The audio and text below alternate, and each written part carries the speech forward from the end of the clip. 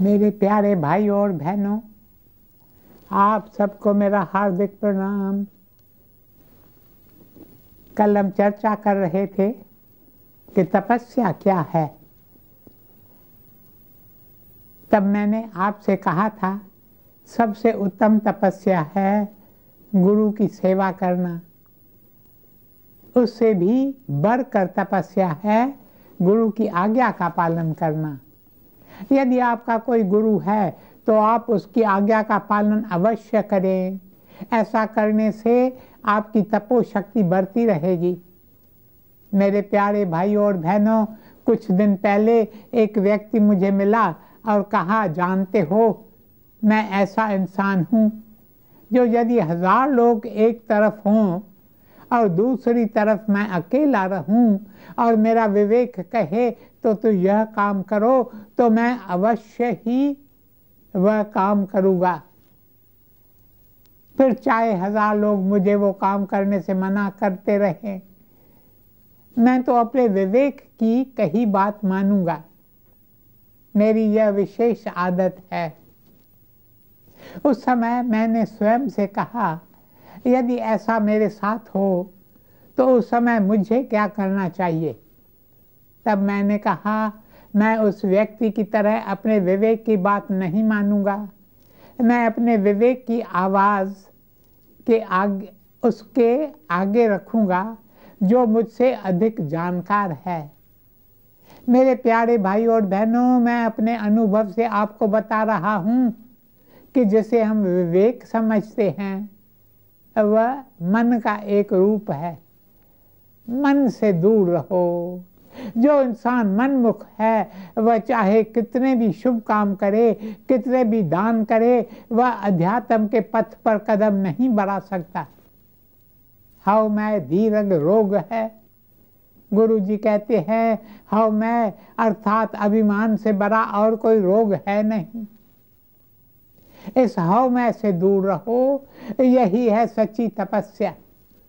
यदि आप हाव मैं से दूर रहना चाहते हैं तो किसी को खोज लो जिसकी आज्ञा में आप चलो।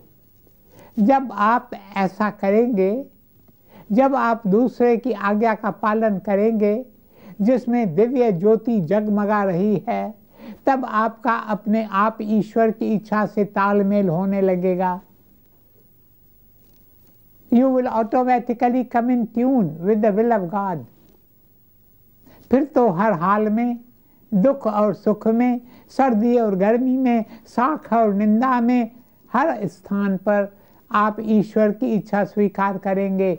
जो तुझ भाव है साई भली कार, तू सदा सलामत निरंकार। मेरे प्यारे भाई और बहनों, पुराणों में एक सुंदर बात का वर्णन किया गया है। रघुकुल में एक राजा थे। रघुकुल जिसमें श्री राम का जन्म हुआ। उस राजा का नाम था संकीर्ति। वे अयोध्या के राजा थे और बड़े धर्मात्मा, बहादुर तथा वीर थे।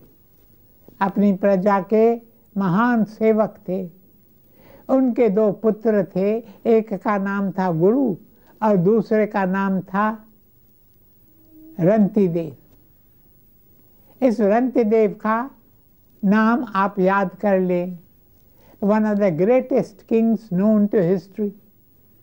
इतिहास में रंतिदेव जैसे बहुत कम राजा हो गए हैं।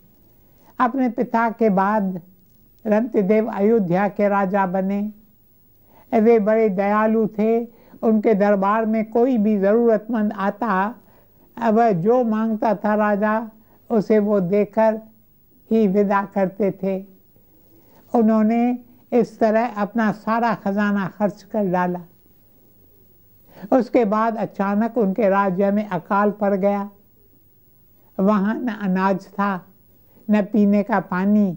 अब राजा क्या करे। वे जाकर वन में रहने लगते हैं।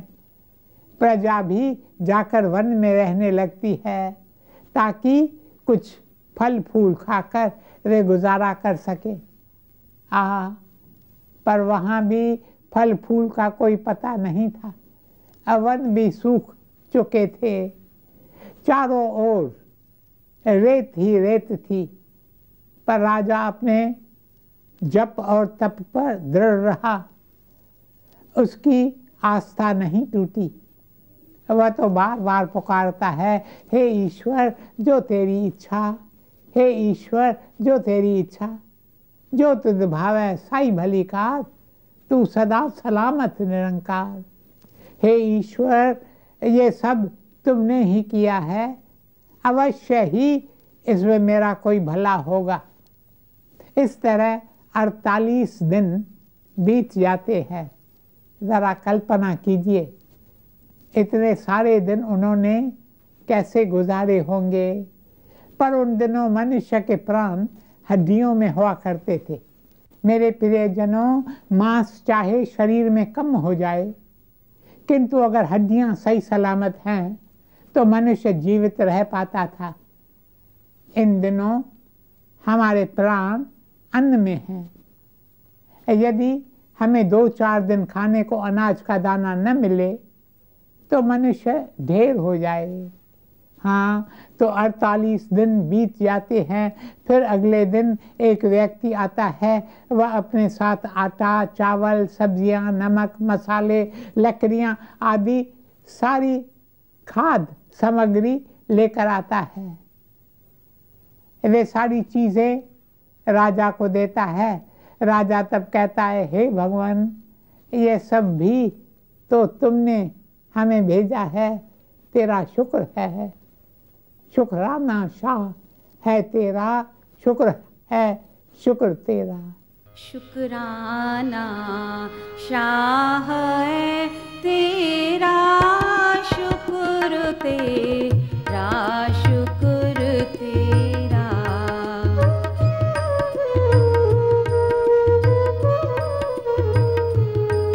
बेगाना हाल है मेरा, शुक्र तेरा, शुक्र तेरा।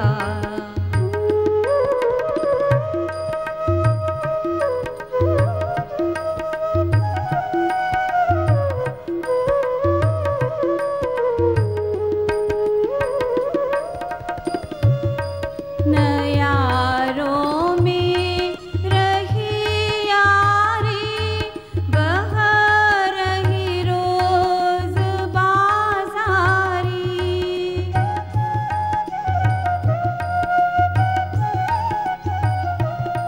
शुक्राना शाह है तेरा, शुक्र तेरा, शुक्र तेरा।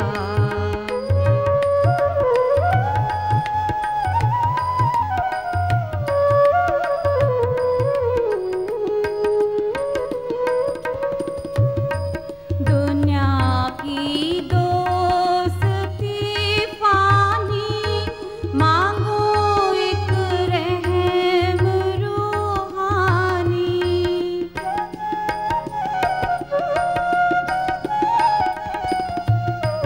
शुक्राना शाह है तेरा, शुक्र नूरी, शुक्र तेरा।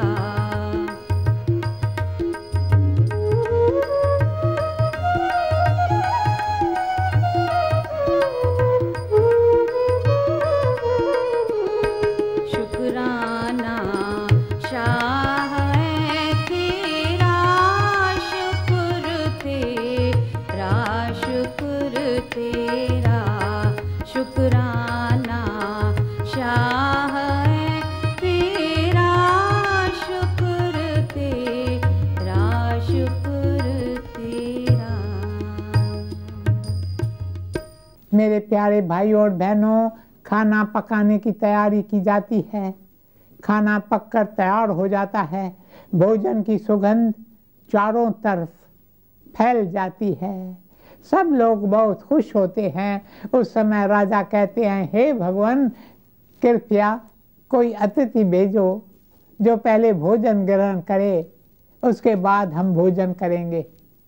तब यह भोजन हमारे लिए आपका प्रसाद बन जाएगा।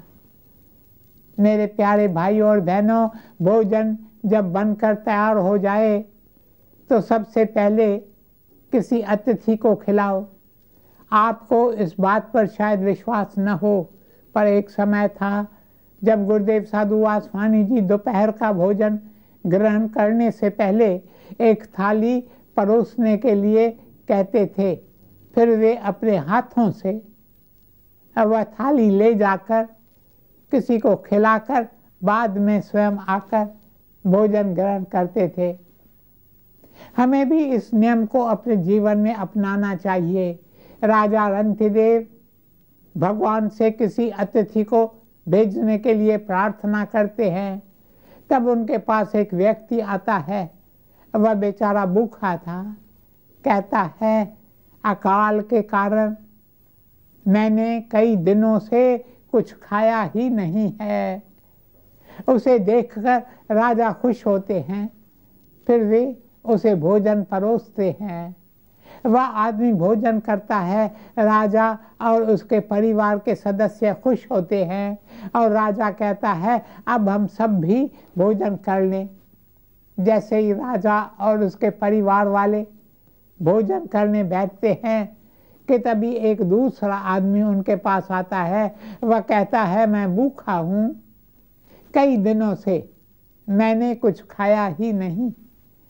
तब राजा कहता है, आओ भाई आओ, तुम्हारा स्वागत है। राजा बेचारा स्वयं भूखा था। उसके परिवार के सदस्य भी भूख से बेहाल थे। फिर भी राजा उस व्यक्ति का स्वागत करता है और उसे भोजन खिलाता है। उसके बाद राजा अपने परिवार के साथ भोजन करने बैठता है कि तभी वहाँ एक दुबला पतला बदसूरत व्यक्ति आता है। उसके साथ कई कुत्ते भी थे। वह कहता है, हे राजन, मैं भूखा हूँ और मेरे ये कुत्ते भी भूखे हैं। यदि आपके पास कुछ खाने को हो तो कृपया मुझे दो। मेरे प्यारे भाई और बहनों, भोजन पर एक एक प्राणी का अधिकार है। यदि आपके पास भोजन तैयार रखा है और आपके पास कोई भूखा व्यक्ति आता है, फिर चाहे वह आदमी कितना भी पापी क्यों न हो, चाहे वह चोर ही क्यों न हो, यदि वह भूखा है तो भोजन पर उसका पूरा पूरा अधिकार है। मुझे कई लोग, विशेष रूप से पढ़े लिखे लोग, कहते हैं, आपने ये भंडारा किस लिए जारी किया है? ऐसा करके तो आप लोगों को सुस्त बना रहे हैं। नहीं नहीं मेरे प्यारे भाई और बहनों, यदि कोई भूखा है तो भोजन पर उसका पूरा पूरा अधिकार है। जब तक उसके जिस्म में जान है तब तक उसका भोजन पर अधिकार है। He must be given food to keep the body going.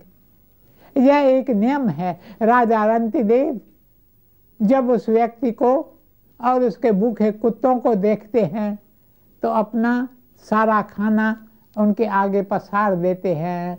वह बदसूरत आदमी और उसके कुत्ते सारा भोजन खा जाते हैं। राजा और उसके परिवार के सदस्यों के होठों पर तो बस एक ही बात थी, तुम ही सब कुछ जानत प्रियतम, तेरी इच्छा पूर्ण हो। दुख में सुख में मेरे प्रियतम, तेरी इच्छा पूर्ण हो।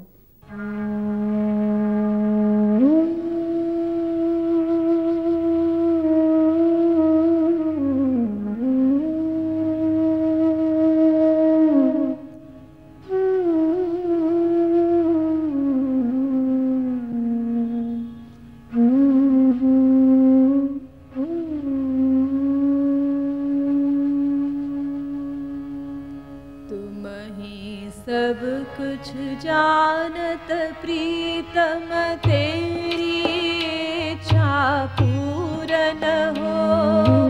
दुख में सुख में मेरे प्रीतम, तेरी इच्छा पूरन हो।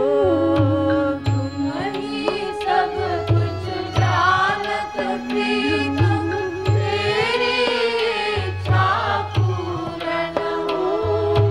दुख में सुख में मेरे प्रीतम, तेरी इच्छा पूरन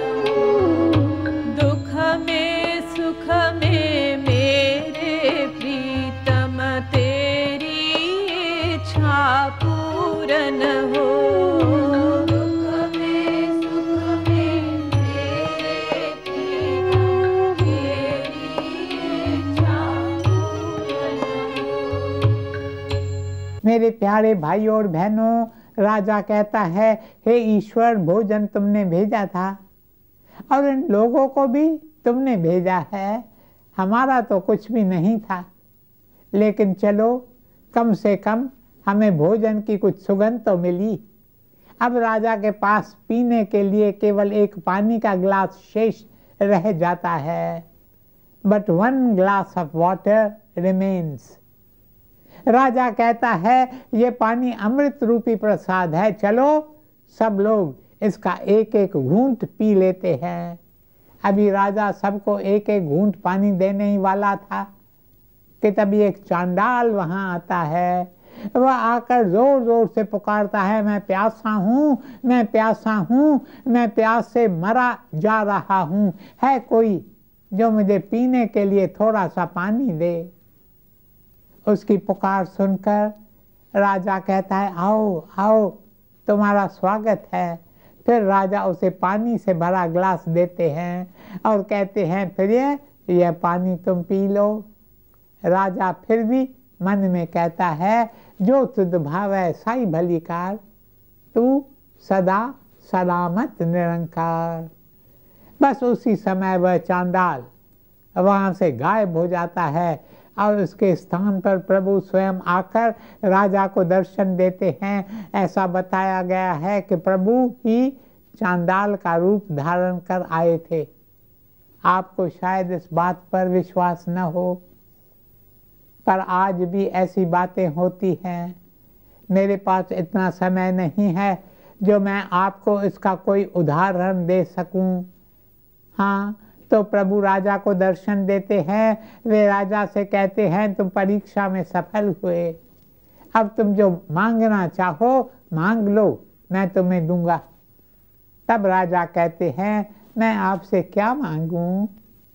मैं तो आपके दर्शन का प्यासा था, अब वह तो आपने मुझे घर बैठे बैठे ही दे दिया, अब मैं आपसे और क्या मांगूं? ऐसा कहकर राजा प्रभु के चरणों में गिर पड़ते हैं। मेरे प्यारे भाइयों और बहनों, इससे कहते हैं तपस्या। सच्ची तपस्या है हर हाल में ईश्वर की इच्छा को स्वीकार करना। राजा रंतदेव तो तपस्या की जीती जागती तस्वीर थे। वे सच्ची तपस्या की मूर्त थे। दुख में और भूख में वे अपनी आस्था पर अडिग रहे। कष्ट के समय पर भी उनका विश्वास डगमगाया नहीं। उनका चित्त सदा प्रभु के चरणों में ही लगा रहा। मेरे प्यारे जनों, तपस्या कई प्रकार की होती है, जैसे शरीर की तपस्या, वाणी की तपस्या, मन की तपस्या। भगवान श्री कृष्ण ने श्रीमद् भगवत गीता में इनका वर्णन किया है। किंतु तपस्या का सबसे पहला कदम है अपने इंद्रियों पर अंकुश लगाना। This is the very first step. आज हम सब जो यहाँ सत्संग में इकट्ठे हुए हैं, बस यदि पहला कदम उठाएं, इंद्रियों पर अंकुश लगाएं, क्योंकि हमारी इंद्रियां बार बार विषयों के पीछे भागती रहती है। और हाँ, एक बात याद रखना, विषयों से आपको संतोष कभी नहीं मिलेगा। जितना आप इंद्रियों को विषयों के पीछे जाने देंगे, उतना ही अधिक वे विषयों में लिप्त रहेंगे।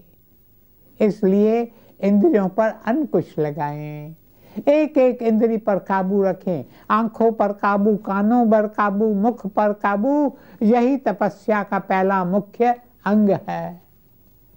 जब आप अपनी इंद्रियों पर अंकुश रखेंगे तो आपके भीतर जो छिपी हुई शक्ति है वह उजागर होने लगेगी, आपका जीवन नया होने लगेगा।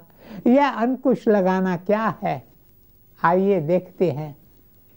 गुरु अर्जन देव जी का जब विवाह हुआ, तब उनकी साली जी उनके पास आई। वह गुरु जी से कुछ उपदेश देने को कहती है।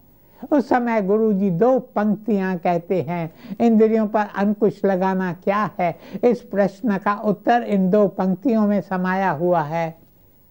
गुरु जी फरमाते हैं, नैन न देखन साध से नैन बखा लिया। अरे जो नैन किसी साधु या संत के दर्शन नहीं करते, जो नैन सत्संग में जाकर अपने गुरु के दर्शन नहीं करते, उन नैनों को तो गरम सलाखों से बाहर निकाल देना चाहिए। नैन न देखन साध से नैन बखा लिया, करण न सुनन हर नाद से करण मंज पारिया। अर्थात जो कान हरि का नाम नहीं सुनते, उन कानों को तो पारा डालकर बंद ही कर देना चाहिए। रसना न जपे हर नाम तिनो तिल करिए, हरियां बिसरे गोविंद नाम दिनों दिन घटिए। आगे वे अपनी साली जी से कहते हैं, याद रखना कि जो जुबान हरि का नाम नहीं जपती, उस जुबान के तो टुकड़े टुकड़े करके फेंक देना चाहिए। यह है इंद्रियों पर अंकुश लगाना, जुबान से हरि नाम जपना, नैनों से संतों सत्पुरुषों दरवेशों का दर्शन करना। इस समय ये नैन क्या देखते हैं?